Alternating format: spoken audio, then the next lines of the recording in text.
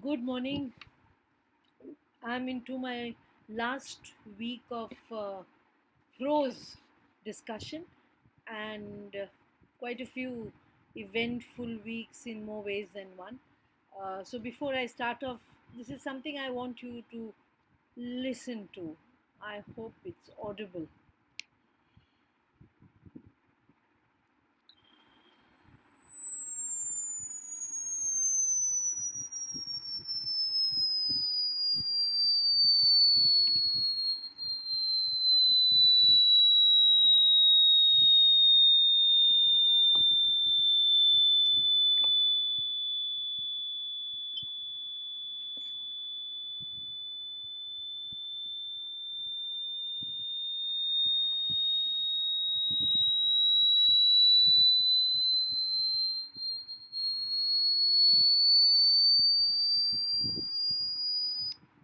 Yeah. Yes, I know. I know. It's a very high pitched sound. Absolutely. And high pitched sound. So it's a obvious, uh, very good test to check whether your ears, I mean, old ears, whether it still sort of accepts the sound or is it different. We are not used to listening to such high pitched sound. Yes, and Roald Dahl has created a character who believes that there's such high pitched sounds and vibrations in the environment which the human ear cannot listen to. It's not audible to a human ear. There is a bit of fact in that, because if you remember, I mean, you all were very small when the tsunami took place here. I mean, it really created havoc in South India, in the Andamans, and it was believed that the tsunami creates these kind of tremors below the surface of the water, right? And I'm sure there is some kind of eruption that happens, which is of such frequency which we as human beings cannot sense. Now, why I'm telling you this is quite a few people have reported how the morning of the tsunami, when it was coming, you had all the animals near the beaches of Andaman actually running away from the shore. You had birds flying away. You had dogs. You had pets that they were there. There was quite a lot of the frenetic activity amongst them in the morning of the tsunami.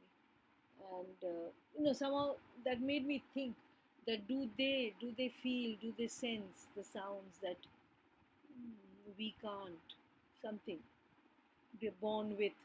Because you see, many a times you have a pet dog, you may not have heard something, but you see there is a kind of response from your pet.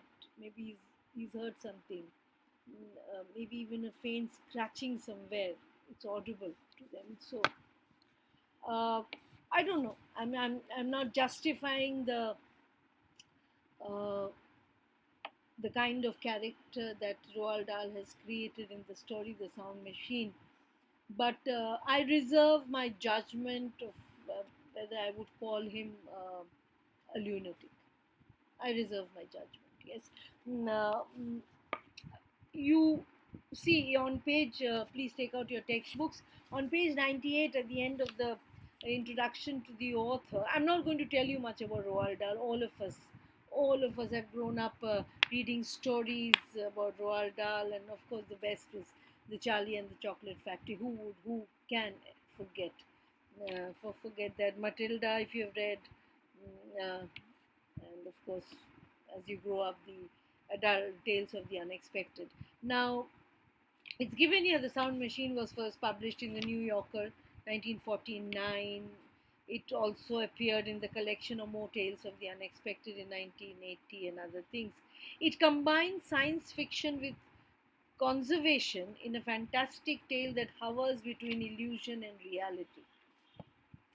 How much of illusion and how much of reality I leave to it to for each one of you to judge and balance it. Yes, but for me it is. There are a few adjectives that come to my mind. Uh, I I would call it creativity. The first one, second one naturally the most favorite, obsession. Uh, then irrational or judgmental. Are we or empathetic? So I'm giving you so many adjectives for you to judge the veracity of the story. Now, I'm not going to ask you to judge the veracity of the character. Such a man could exist, and I'm sure does exist, because you would not have, if such men did not exist, you would not have Archimedes jumping out of his bath when he sort of in his entire fit of realization that he had about the basic principles that we do follow. Yes, the Archimedes principle. Or you would not have this entire story about Newton, you know, with this sense of delight when he saw the apple falling from the tree. Yes, if such people, if we didn't have people who were obsessed, if we didn't have people who were obsessed with like Stephen Hawking, or even if I'm talking about the modern concept about Richard Feynman, if we did not have people being obsessed with quantum physics or the discovery of the black hole, we wouldn't have had these discoveries. You have to be obsessed with something uh, to find a new reality, if I call it a new reality. Yes, I mean, maybe I'm sounding more like Hume or Huxley, but I believe that obsession is required. Even if you want to be a good cook, you need to be obsessed about the right ingredients and the right measurement. Yeah. Obsession can be positive. Yes. So I begin with a positive outlook. It's up to you to decide how you would like to read the story. I'm actually not going to go through the story. I'm going to go through the main aspects of it, right? The characters and the main features of it. So if you open the first page on page 99, now you have the example of the object. The second paragraph, a black box 3 feet long, and Roald Dahl calls it a shape of a child's coffin. I mean, a strange example to use. A child's coffin is something that does not conjure a very positive image, right? It is more ominous. It's more frightening. Yes, probably he wanted to frighten us for the unexpected. So it's a black box. The black box is the center of the story, as is Klausner, the name and the beginning of the next paragraph. Yes, and then he sort of, there's a process going on in this paragraph. He's there's a There are papers in it, there are wires in it. He's putting things together, and it's very evident that he has invented this black box which stood there. There's a mass of different colored wires, silver tubes, piece of paper. He was tugging them, checking the connections. He put a hand to the dials. He began twiddling with them. He kept speaking softly to himself, nodding. You know, the sign of somebody who is totally immersed in this work that he was doing, right? Yes, this and not this. No, it's not now. These are examples. My diagram, is this correct? His own invention, right? So turn the page. Of course, right, good. Yes, you can talk to yourself, right? You talk to yourself when you're trying to reach a decision. Yes, many a times you don't talk aloud. You talk to yourself in your mind. That's acceptable. Why not? Yes. So that is very evident here. Uh, of course, then comes the next important character, Scott, his doctor. Yes.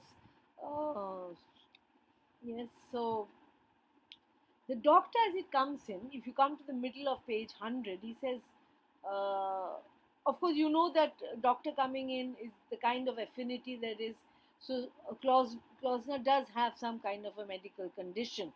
So he says, uh, I just came to see whether your throat is fine or is it. I'm totally cured. You don't have to worry. But see the line in the middle of page 100. The doctor began to feel the tension in the room. He looked at the black box. Then he looked at the man. You've got your hat on. Are you going somewhere? I mean, are you taking the black box somewhere? He felt there was some kind of a tension. There's some deep thought within the room. So absent-minded, he says, "Oh, have I put on my hat?" And he removed it. He said, "What are you making? Is it a radio?" So you see, it is a contraption, right? A very scientific contraption. Um, is it a radio? Is the first question, and the next question is rather complicated looking in art. It looks very complicated. There's so many wires within it. Sorry, yeah, it's rather a frightening looking thing. So your first impression of the doctor looks more. Is it a radio? Very complicated. It's frightening. But Klausner is tense and distracted. What does it convey? Because he's still two things. He's distracted because probably he's created it and he's not yet tested it. And tense is because should I share? I still don't know the whether this machine works. Should I trust my doctor? Should I tell him? So that kind of sense of in a, being in the haunts of dilemma, what should I do, probably causes that kind of tension. But he says it's just an idea. If you see page 101, it's just an idea, just a thought. It has to do with sound. So something to do with sound. I like sound. Yes, I love sound. That's why I love to do with sound. Yes. Then the doctor says, "Well, I won't disturb you." But he kept standing there. I'm on page 101 in the third paragraph. But he kept standing there looking at the box, intrigued by the remarkable complexity. And what does he say? "You made me inquisitive. I really want to know. I'm intrigued by it. It's a vast, it's a, like he said, it's a mesh of wires and this paper around. I really want to know. I'm curious. You've aroused my curiosity. What is it all about? You said sound, but you're not saying whether it's a radio or not. So what it is? You know that Klausner looked down at the box and then at the doctor, and then he reached up again and began to gently to scratch the lobe of your right ear. I don't know if you all have the habit, but many a times, when you're wondering what you need to do, some of you might just chew on your pencil, some of you might fiddle with your low earlobe, some of you might fiddle with your spectacles, some of you might twiddle your hair, or what are all these symbols of deep thought? You're wondering, what should I do? Should I not? It's like a Hamlet like situation. Want to tell him? Should I tell him? Do I give him details about this? So the contemplative is the uh, scratching the lobe of the right ear. All right, I'll tell you if you're interested. Yes. But then again, unsure. Then he says the main part, in the middle of page 101. Well, it's like this. The theory is very simple. The human ear, it can't hear everything. There are sounds that are so low pitched or so high pitched that the human ear cannot catch it. So, well, speaking roughly, any note so high that it has more than 15,000 vibrations a second, we can't hear it. But dogs have better ears. If you buy a whistle whose note is high pitched, you can't hear it, but your dog can hear it. So, doctor says, "Yes, I know. I know, I've seen one like that." Yeah, yeah. He says that, "Well, you see," and up the scale, turn the page 102, higher than the note of that whistle, there is another note, which is a vibration. And I prefer to think of it as a note. He says it's a vibration, but I still want to give it something like a sound. I call it a note, like a musical note, as though it's just a vibration, yes?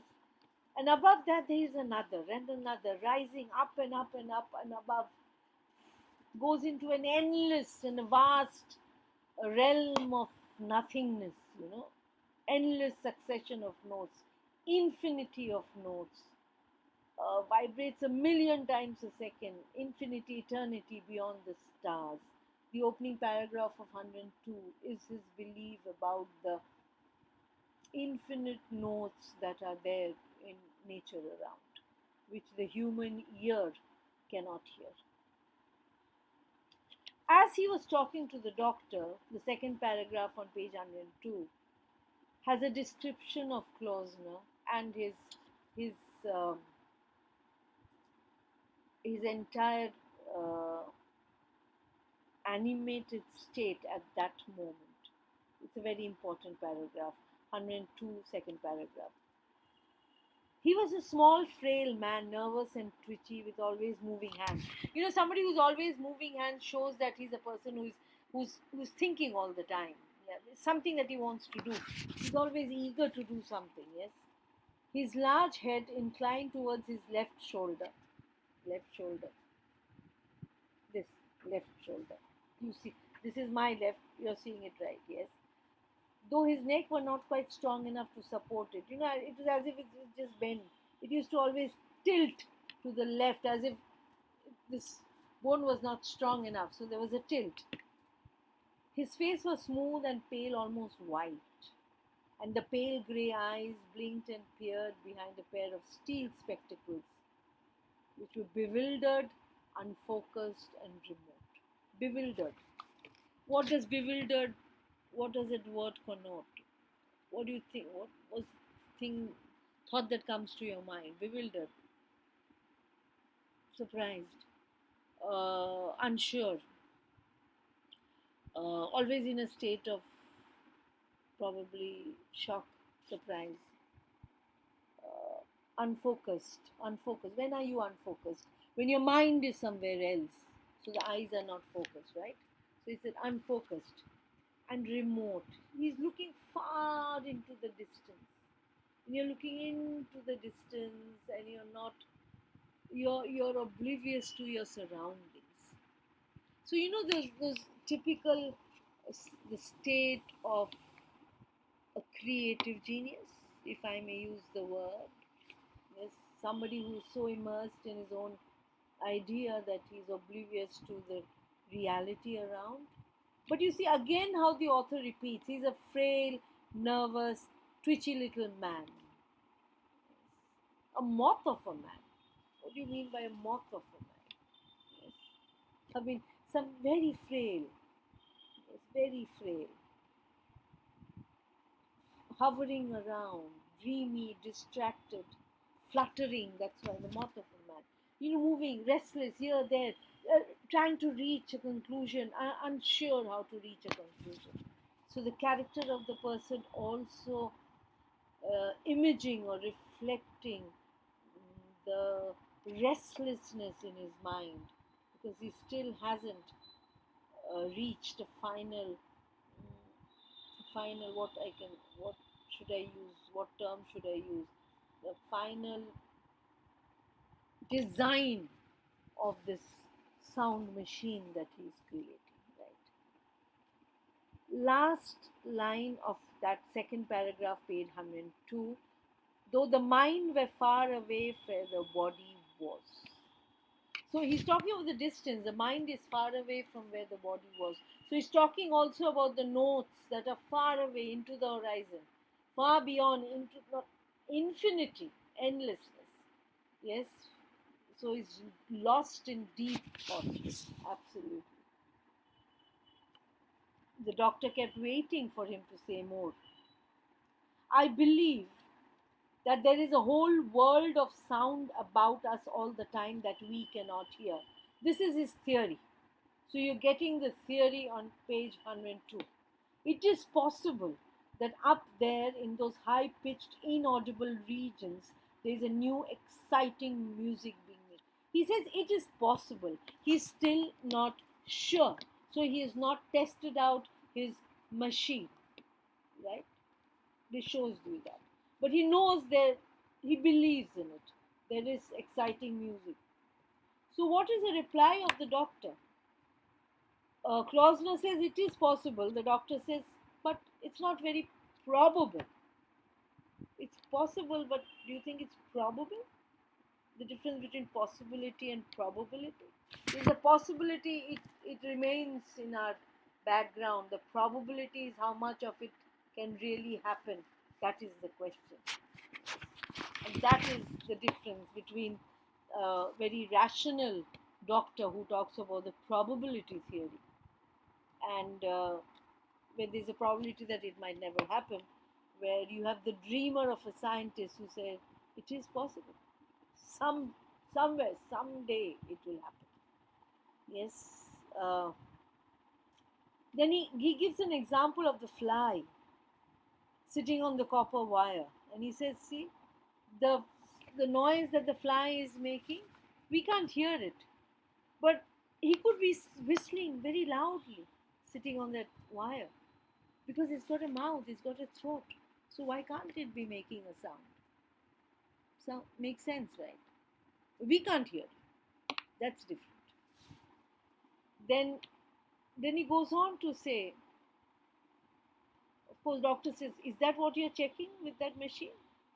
He said, I made a simple instrument that proved to me the existence of many odd, inaudible sounds. Often I've sat and watched the needle of my instrument recording the presence of sound vibrations in the air when I myself could hear nothing. And those are the sounds I want to listen. Those sounds which I could not hear, I've never been able to hear, but they show on my machine because of the vibrations. I want to hear those sounds. I want to know where they come from and I want to know what is making them. That sound. You know, it reminds me of what was the movie? Koi Mil Gaya. Was it Hrithik Roshan and his father who sort of created a machine which could bring jadoo, which actually brought jadoo from right there from space? Remember the vibrations of the green light that flickered every time? It's science fiction, yes.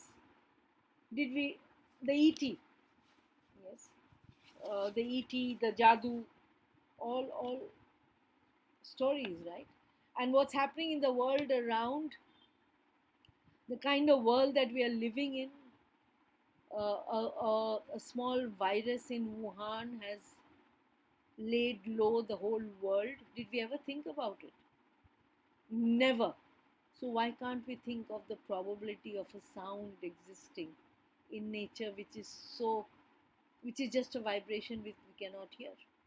If AI is a reality today and we are moving towards the fourth industrial revolution, why can't there be sounds and vibrations that the human ear cannot listen?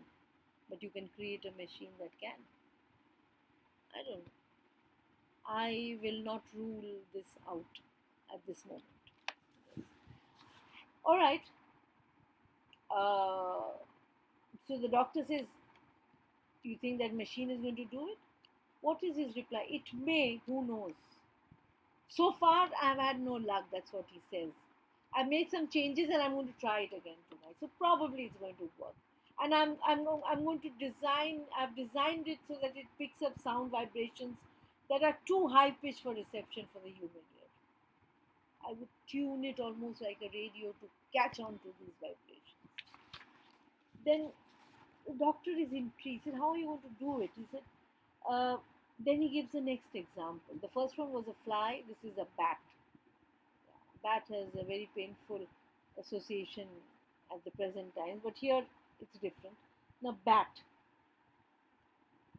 If you want to listen to the squeak of a bat, it's very high pitched. You know, actually, the sound that you heard in the beginning, that was more like the high pitched sound of a bat. The average human ear can't quite hear it.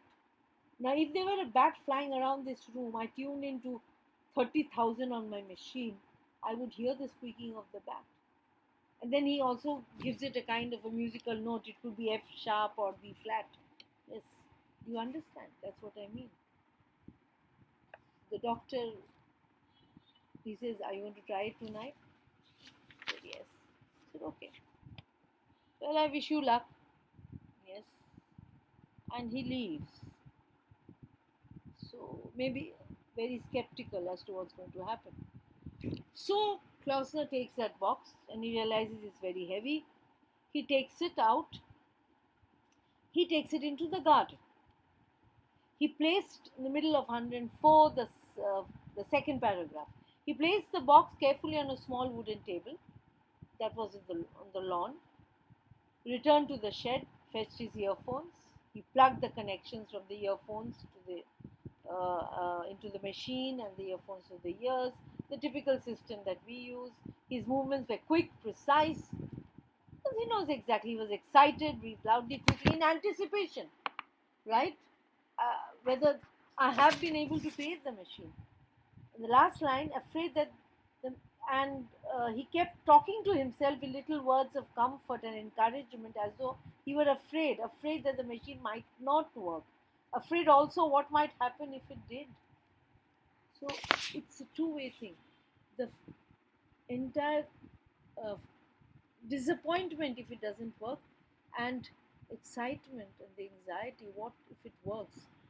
Will others believe me? I mean, it is going to be a groundbreaking invention. Yes, God, it's so frightening if it works, and it's so painful if it doesn't work. So the twin emotions are both extreme, right? He stood in the garden and he looked at, the image that Roald Dahl creates of Klausner: pale, small, thin. These are the adjectives oft repeated: pale, frail, small, thin. He looked like an ancient, consumptive, bespectacled child. Ancient, for ages old, bespectacled, consumptive, suffering from TB, tuberculosis, consumption, yes, which makes a person so frail that even a full grown man looks like he's so dried up, emaciated, looks like a child. Yes. There was a woman walking in the garden with a flower basket, neighbor's house. He watched her for a while without thinking about her.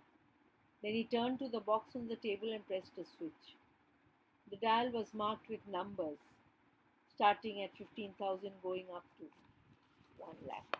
The decibels, vibrations. He was bending over the machine, tense, trying to listen. Yes, at times he could hear some crackling, but that was maybe because of the movement. There was some kind of a humming tone, which was the noise of what the machine was making, and he was stretching his ears to see whether he could hear something. Yes, like something beyond this little sounds. Suddenly he heard a shriek, page 105, a frightful, piercing shriek. The woman was cutting yellow roses, and he realizes in this entire page 105, the inhuman shriek, sharp, short, clear, and cold, with metallic quality. That shriek was happening every time the woman was reaching down and snipping the stem, the yellow rose stem, with a pair of scissors. So, the exact moment that the rose stem was cut, there was a shriek, as if the roses were crying out in pain. Mrs. Saunders, he calls out. Oh, Mrs. Saunders. And the woman is wondering, yes, what happened? Please cut another one. What is he doing? He's a scientist trying to prove his experiment. Please cut another one. Why? He said, please, please, cut one more rose. Now, that was a very strange request, and she didn't want to, and because she always believed that Klausner was a very peculiar person. I moved to page 106, uh, but he was harmless. So okay, he's asking me, let me humor him. So, and what was Klausner doing? He was following her movement. The minute she snipped the rose, he heard the shriek. No more, please, no more. The painful shriek caused him so much of pain. He took off the earphones. He ran to the fence. He said, don't cut it. Don't cut it. And then he tells her, I'll tell you something, Mrs. Saunders. something that you will not believe. He knows it. You will not believe. You have this evening, page 106, cut a basket full of roses. You have with sharp pair of scissors cut through the stems of living things, and each rose that you cut screamed in the most terrible way. We say plants are living things, right? We say that, right? Plants are living things. Then why can't we accept that they cry when they are snipped? What happens even if one strand is pulled out, we howl. We are alive. We believe that plants are alive, right? So why can't they scream? It's only that we can't hear it because it's in another plane of reality, the unreal plane. Yes. So Mrs. Saunders said, no, I don't know anything about crying of the roses. It happens to be true. I heard the cry of pain, page 107, a very high pitched sound. You couldn't possibly have heard it, but I heard it. Did you really, Mr. Klausner? You know what's happening to Mrs. Saunders? She thinks this is a raving madman. So, very quietly, she is moving towards our house, escaping from this lunatic. Yes. Then, what does Klausner say? You might say a rose bush has no nervous system to feel with, no throat to cry. You'd be right, it hasn't. Not like ours. But how do you know, Mrs. Saunders? How do you know that a rose bush doesn't feel as much pain when someone cuts its stem in two as you would feel if someone cut your wrist off with a garden shears? How do you know that? It's alive, isn't it? So, how can you say that it doesn't cry in pain? It may not cry like we do, but this is not the only way of crying. Point. You say it's alive, so why can't it cry? I heard it. Yes, Mr. Klausner, oh yes, yes, probably good night, and she runs to save her life. Yes. And what does he do? He bent down, took hold of a small white daisy. He took it between his thumb and forefinger and slowly put it upward and sideways until the stem broke. From the moment that he started pulling to the moment when the stem broke, he distinctly heard in the earphones, a faint, high pitched cry, curiously inanimate, very high pitched, inanimate, made out of artificial objects, not like you and me. Yes. But once more he heard the cry, and there was a doubt here on page 107. He wasn't so sure now that it expressed pain. It wasn't pain, it was surprise, or was it? Or was it just a neutral cry? Yes, emotional cry, because probably birds or flowers don't have emotions. So calling it a cry of pain probably was wrong because he was associating that act of cutting to the human cutting, yes, which is actually a source of pain. Yes. So he thinks that probably a flower does not feel pain. It felt something else, something that could be. And then he creates, it is very interesting, the last line of page 107, very typical of Roald Dahl, to create words to express an emotion. These are not words that exist in the English dictionary, but he creates it to express the emotion. So probably something called twine, something that grows in the stomach, or spurl, something that's thrashing about, or plinkantment, or anything you like. Make up your own word. Anything, anything. But it's an expression that is important, right? So he creates this word. Yes, I won't call it pain. I would call it anything. You can create whatever word you want to. Yes. So that was the first example of the experiment that he did. Okay, so I'll stop here for today. The first part we stopped on page 107. I shall continue and we'll finish the next part the following day. Right? All right. The sounds. Now silence.